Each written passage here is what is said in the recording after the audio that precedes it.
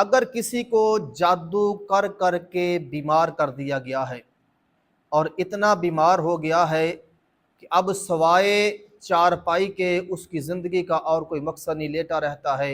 ایک بیماری ختم ہوتی ہے دوسری شروع ہو جاتی ہے، دوسری ختم ہوتی ہے پہلی شروع ہو جاتی ہے، یعنی زندگی بیماریوں میں گزر گئی، اور پتہ بھی ہے کہ یہ جادو کے ذریعے بیماری لگائی گئی ہے اور عرصہ دراز ہو گیا، 10-20 سال گزر گئے ہیں اور اب بندہ معاذ اللہ نا امیدی تک چلا گیا ہے، تو انشاءاللہ تعالیٰ ایک ایسا عظیم وظیفہ آپ کو بتاؤں گا کہ اس نا امیدی میں بھی آپ امیدوار ہو جائیں گے۔ اللہ کے فضل و کرم سے اس جادو سے، اس کی وجہ سے لگی ہوئی بیماری چلی جائے گی۔ جانے سے پہلے ویڈیو کو لائک لازمی کریں، فالو لازمی کریں۔ کسی بھی قسم کے ایسے مسائل ہیں تو آپ حل کروانے کے لیے ہمارے ساتھ واٹس ایپ کے ذریعے، کمنٹ کے ذریعے رابطہ بھی کر سکتے ہیں۔ نماز فجر ادا کرنے سے پہلے نماز فجر کی سنتیں پڑھیں،